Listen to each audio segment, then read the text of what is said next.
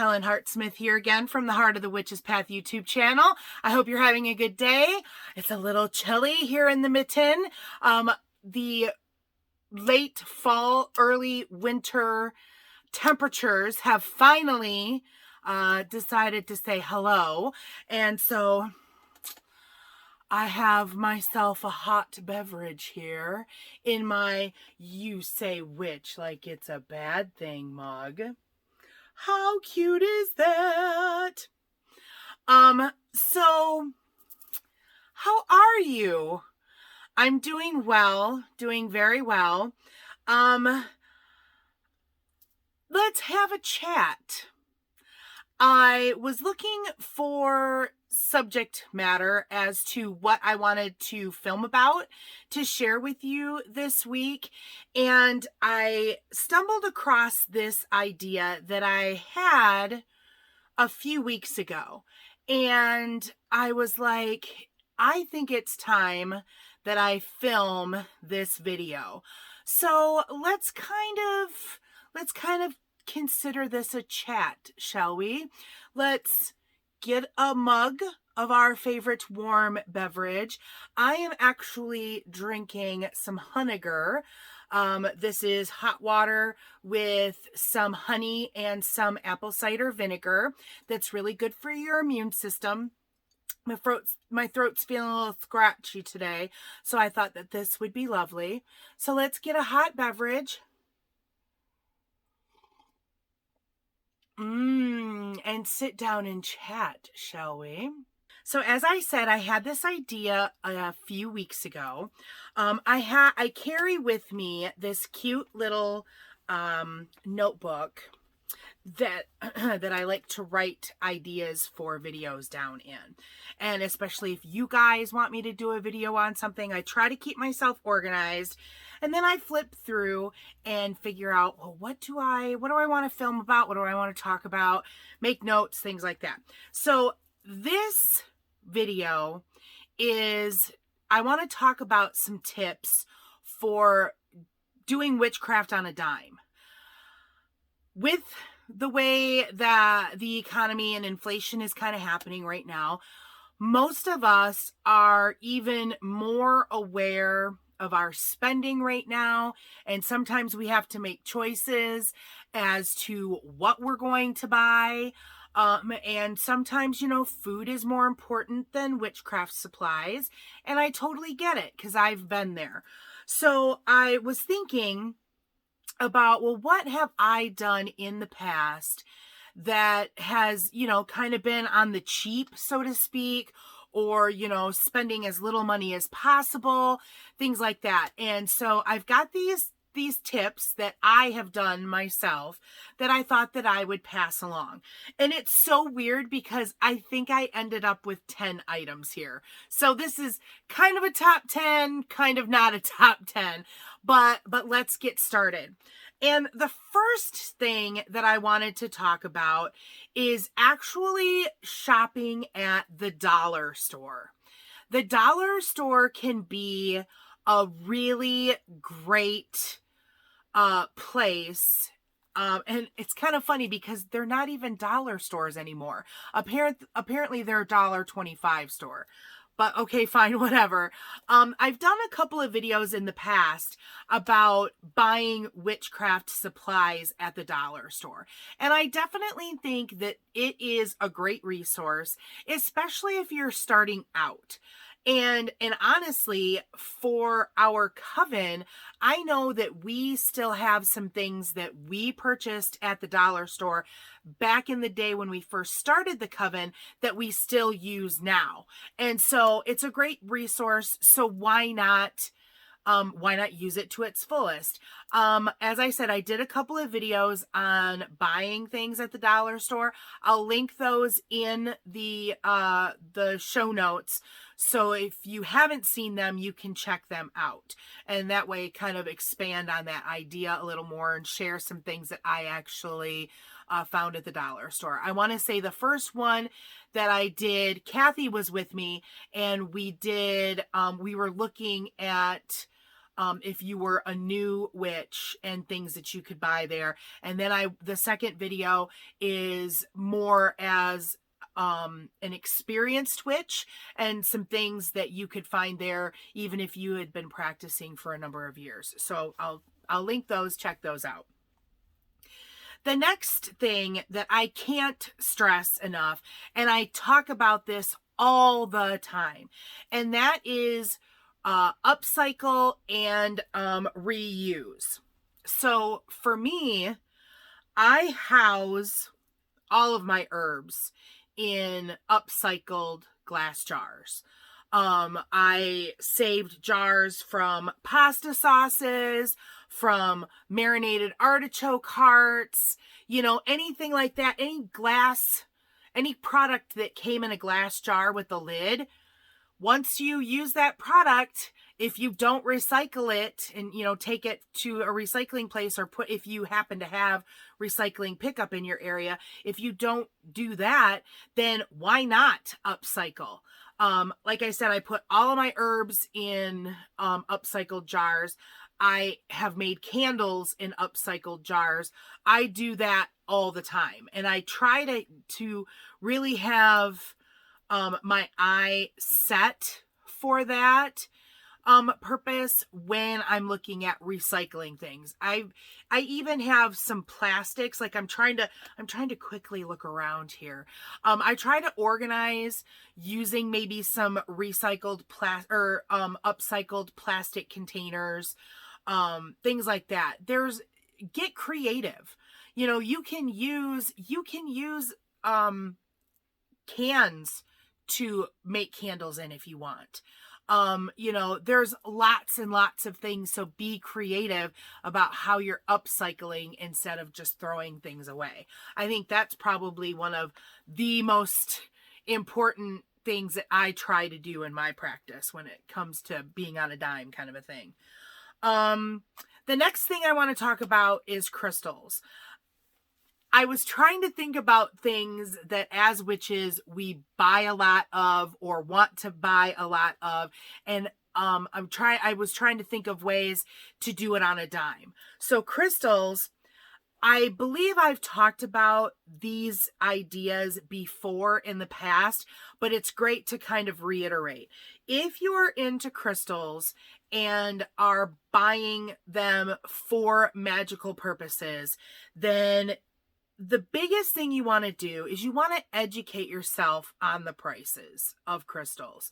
If you happen to have a metaphysical store in your area, then of course I urge you to shop small and go to those places. But I also caution you to look at prices and do some comparison. So if you happen to have more than one crystal shop, then look at that. I've purchased things online from Etsy, from Amazon, and gotten really good prices on what I have purchased. So you kind of want to do that with a grain of, caution. I have bought a lot of things like in bulk. Like I've purchased a pound of raw lapis lazuli, and I think I paid maybe around $15 for it, and they were pretty decent sized chunks. And so that was a very reasonable price for lapis lazuli. It's raw, it's bigger chunks, and a pound for that amount, that's a good deal. I've also seen some mixed stones, so some tumbled stones on Amazon that I want to say it was like 3 pounds of tumbled stones for right around $20. And it was a mixture. So, and it was popular stones. So things like your quartz, your rose quartz, there was obsidian in there. There was amethyst, things like that. Things that are popular enough that have a lot of uses magically. So it's good to have those in your arsenal, and it's a good price. I would also suggest looking for chips, because I've bought 1/2 pounds of chips that are perfect for using in charm bags, or you could do a small crystal grid with chips and things like that, very reasonably priced. So I would suggest looking for that. Try to get the most bang for your buck. That's what I try to do. So you want to educate yourself on what's a good price for what stone. I would also suggest that you go to rock shows. If there are rock shows in your area, especially rock shows that are sponsored by rock clubs, it's been my experience that rock club show prices are a lot more reasonable than even like a metaphysical store. I believe I just did a video a couple of weeks ago, within the last few weeks, where I talked about some stones that I picked up at a recent rock club show. And I got small raw pieces of apatite for 25 cents a piece. That is super cheap.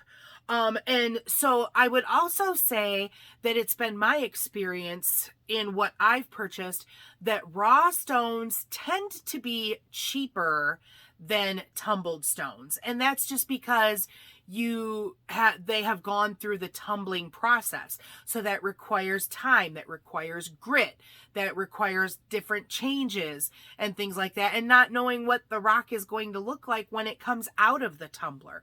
So raw tends to be cheaper. And I mean, for magical purposes, it's not like you have to have a grade A or a double A rock. I mean, I've purchased things for the purpose of magic that, as long as it's that stone, that's the big thing for me, because I want the stone to bring the intent into my magic. It doesn't have to be the best quality or the most expensive. It needs to help me with my magic. Okay? Magic doesn't care how much you pay for something. It's the intention and the help that you're getting from that spirit, that deva of the crystal. Okay. So yeah, there's some hints there on how to save some money on crystals. Cause I know that I've spent a lot of money on crystals in my lifetime as a witch. So that kind of leads me into another big area that witches tend to buy a lot of stuff, and that's herbs. We use herbs and crystals in a lot of our magic. And so if you can save money, then yay for you. I would suggest looking at the dollar store. This is where we come back to the dollar store, or look in those. I know a lot of your big supermarkets will have the big bins that have seasonings and herbs and stuff. Excuse me, tickle in my throat. A lot of times those are $1 for those canisters of herb. And so if you can get rosemary, I think you can get sage, thyme, things like that. Again, things that have multiple purposes magically and that are a lower price point. Okay, so that's really cool. Another great way to save money on herbs is to grow your own and harvest them and dry them. You can start plants from seed, which seeds are very inexpensive, and you can grow. And I mean, you could even take it a step further and you can save the seed from when you grow 1 year and use that to reseed the next year. And then you're not buying. Okay. You can also look at clearance plants during the season when nurseries are open. In Michigan in November, we're not planting right now, but there are other areas in the country where you could plant still if you're in those warmer zones. So look at the clearance areas there and see if you can find chamomile or rosemary or mints or whatever it is that you might want to grow. Okay. You can also wildcraft. I think that it's really powerful magic.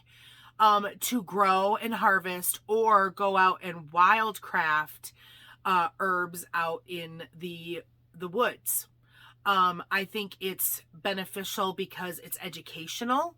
I think I would caution that you be careful as to how much you take, how much you harvest from an area, because you don't want to harvest it until it's gone and then extinct from that area.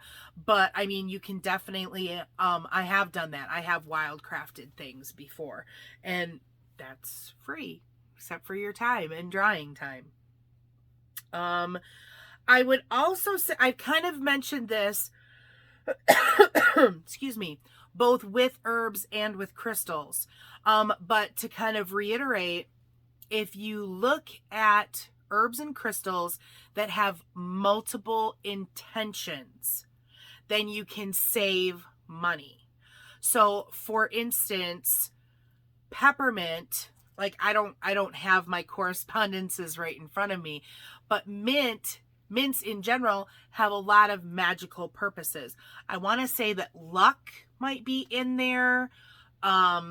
So that kind of lends itself to prosperity and abundance magic. And on top of that, mints like peppermint are also medicinal. So you can dry those for tea purposes and drink the tea. And that, you're getting all these different intentions out of one herb. So you're buying one herb or growing and harvesting one herb, and you're able to use it for multiple things. And that just kind of stretches your dollar more when it comes to magical supplies. Okay, so some other things to think about as you start building your correspondences. Okay, your correspondence libraries, if you will. The next thing is books. I think crystals, herbs, books, I think those are like some biggies that we witches purchase a lot. And so books, there's a lot of different ways that you can go about reading and saving money. And the first one would be to maybe check it out from your library. And that way you don't have to pay to borrow a library book. And then you can read it, you can make notes, you don't get to keep that book, but you can at least read it. And then if it happens to be a book that you really found useful, then you could purchase it afterward. Okay. If your library doesn't have a lot of witchy books, you might look into interlibrary loan borrowing, and then you could get it from another library. If there are specific titles that that you would like to read, you could try going about that way. Another way of borrowing books would be to borrow from your witchy friends. But I would really caution in any of those circumstances to be a good borrower and make sure that you return the books to your witchy friends, return the books to the library, and that way other people can continue to get the blessing of being able to read the books for free. Okay, so be a good borrower. There's also used bookstores that you could purchase books from.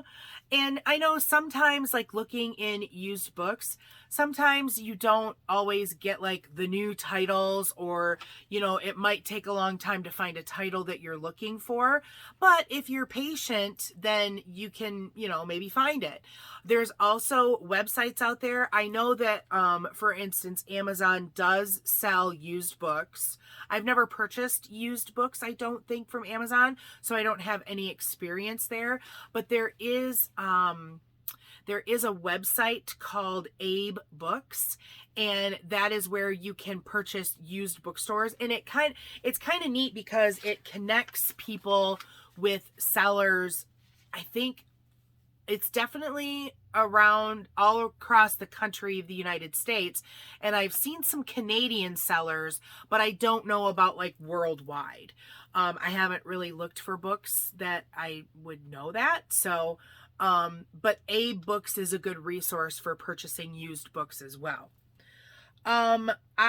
You could also look into sharing a book app with friends where you would purchase books and you could read them together on your devices. I don't know much about that, but I've got a couple of friends that do that, and they're able to read all from the same library. So you could look into something like that. I don't know much about it, unfortunately. I would highly suggest that when it comes to buying books, that you do a couple of things. I would say look at reviews before you buy. See what other people are thinking about books. In recent years, I've been trying to do a lot more reading because I have so many books in my library that I wasn't reading. So I'm trying to make it a point to read and then share my thoughts with others so that, maybe it will help them make a determination as to whether or not that's a book they want to buy. So I would say look for reviews. And there's tons of places out there. Amazon does reviews. I know that Goodreads does reviews on books because I rate all the books that I read on Goodreads. And I'm sure there's other apps that I don't really use. So if anyone knows of other apps, then feel free to mention that in the comments. Because, knowledge is power, and that can definitely help you say, it's sad for me to purchase a book that I hated, so think about that when it comes to buying.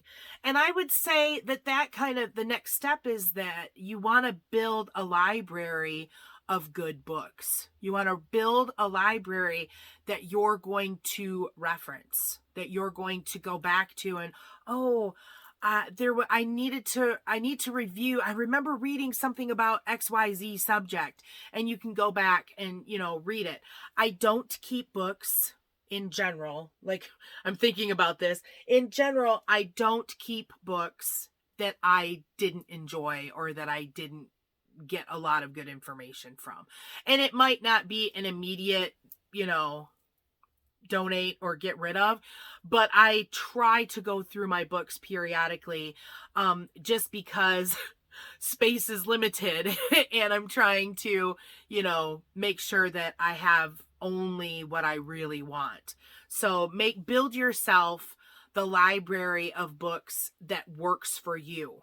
And it's got to work for you. It can't be like, I wouldn't expect my books to work, my library of books to work for everyone, because my interests are a little different, or maybe a lot different from yours. And so that's okay, but build a library that works for you. Okay, next suggestion is to DIY your witchy stuff. I have done various videos on this channel where we've made things like our own Four Thieves vinegar. What else have we done? Runes. We've made our own runes. Candle making. I haven't done a candle making one, but I've been thinking about it. So if you want to see how I make candles, then let me know in the comments, and I can bump that up on my let's do this quick list kind of thing. I'm also considering doing a video on how to make flower essences, and what was it, the other one? Oh, Kathy has a foot lotion video that we've wanted to do because that's a really nice lotion. So stuff like that. Oh, I know what else I wanted to do. I've always wanted a scrying mirror, and I've wanted to try making one out of a frame. So if you're interested in something like that, then let me know. And I can make that a priority to do. But there's any number of things, tools, things like that you can make. You can make your own incense from the herbs that you're growing and harvesting and drying yourself.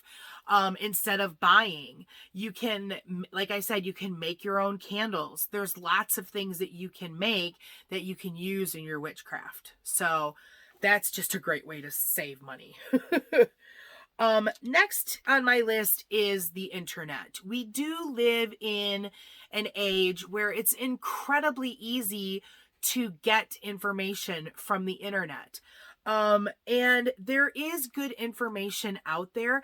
I try very hard to make quality, informative videos. And there's other folks out there that are doing that. And there's also websites out there that has good information. But here's what I would caution. I would say to educate yourself on the person or the website. Like, I would never say that this is how I say to do things and this is the right way and you should all do it this way. No, because the way that my path is, it works for me. Again, this is my thing and I'm sharing my experiences, and it might not jive for everyone. I might be like, totally wrong on a subject that I'm talking about. So I would say educate yourself and maybe take some information with a grain of salt, because there are some people out there that I have come across that I feel that their path is very dangerous and they've done some dangerous things, and that doesn't jive with my path. And I tried to learn some stuff from them, took what I could, and then I moved on. So you've got to be cautious is what I'm saying. All right. So be cautious in what you do. Be selective. Look at the body of work that's being portrayed and not just like one video on a particular subject. Like, does this person know what they're talking about? Does that make sense? I hope. The next thing on my list is learn to sew. Because, and you can either do things by hand, or you can, pick up a cheap sewing machine and learn to sew with the sewing machine. But man, when you can sew, it kind of opens up a different world for you. You can make your own bags that you make charm bags out of. You can make your own ritual garb, your own robes. You can make your own altar cloths. Like, making an altar cloth is super easy, because all you have to do is buy a piece of fabric and hem the edges, or use bias tape and put it around the edges. It's super easy, and it's going to cost a fraction of what you might purchase an altar cloth for. And that's saving you money. So learning to sew is a really, really good investment in yourself and in your craft. So I won't say no more on that subject. I think I need a little sip. Shall we all have a sip? Sip.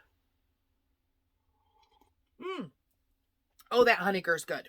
Yum, yum. Okay. Resale shops. Resale shops is the next thing on my list. I have watched tons of videos of different pagans that go out searching for tools. And they go to resale shops. They go to Goodwills. They go to Volunteers of America, things like that. And you could probably find altar cloths cheaper there than maybe what you could buy, or, well, definitely what you could buy new or what you could make. But, there's all kinds of things that you can find at resale shops.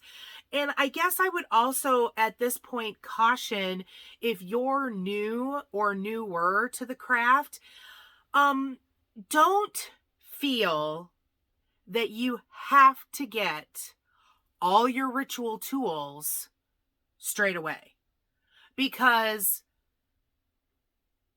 you're going to end up wasting money, because you might buy a sword to use to cast a circle and then find out that it doesn't really speak to you or how you want to cast a circle. You know, I would suggest cast a circle with your power hand, and keep an eye out for a sword that speaks to you. You know, you could also, there are certain tools that are convenient to have, like your cup, your pentacle, things like that. Those are things that you can go to the dollar store and start off with a glass cup, and you can take a glass plate and paint your pentacle on it and use that until you find a cup and a pentacle that speaks to you.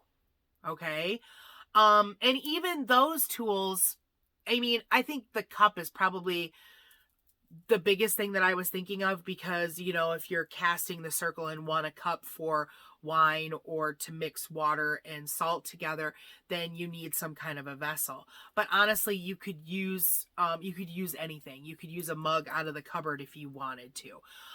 But the point is you don't have to have all those tools straight away to have a practice. So don't feel like you've got to spend hundreds of dollars getting, you know, a pentacle, a bowline, an athame, a cup, you know, all of this, a cauldron, all at once. Take your time and find the things that speak to you. Okay. And lastly, I want to talk about meditation. Meditation is literally free. And through meditation, you can gain so much knowledge. You can shamanic journey through meditation. You can build your inner temple. You can visit the Akashic records and look at your Akashic records. You can, through meditation, build relationships with different guides, whether that be deities, plants, crystals, angels, whatever. You can build those relationships through meditation, and that costs you nothing. Okay? Meditation is the biggest tool that is underutilized, I think, by a lot of us. I know that I underutilize meditation and what it can do for my practice. So, meditation. And there's a lot of apps out there that have, so if you're new, I get the whole, I don't know how to meditate. There are tons of apps out there. Well, I shouldn't say tons. There are numerous apps. Headspace is a great app that will get you started to meditate. There's 10% is another great app that has led meditation and music that you can meditate on your own. Insight Timer is my favorite app to use. There's all kinds of lengths in music. There's led meditations. It's fantastic. And what's really cool too is YouTube has tracks of music, ambient music, that is just music that you can use for meditation. And it's so handy. It's like right there at your fingertips. If you are listening to this video, then you could then turn and go look up an ambient music video and play and sit in quiet contemplation, meditating, connecting with your higher self, with your lower self, with your guides, with whatever, and what incredible knowledge can you gain from something like that?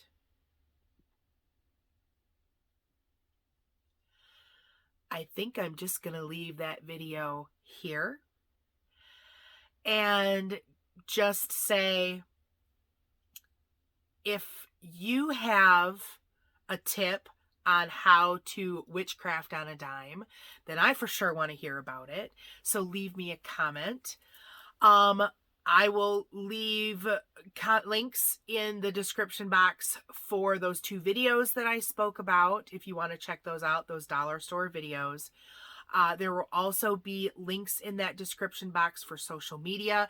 So if you want to follow the Heart of the Witch's Path YouTube or Facebook page, there's a link to go there.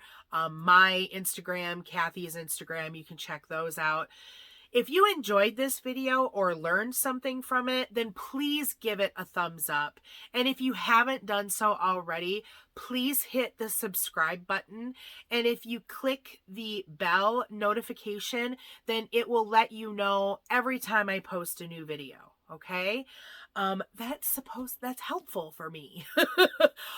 If you enjoyed it, thumbs up. I want to hear a comment. What did you think of this list? Okay? That is going to be it for today.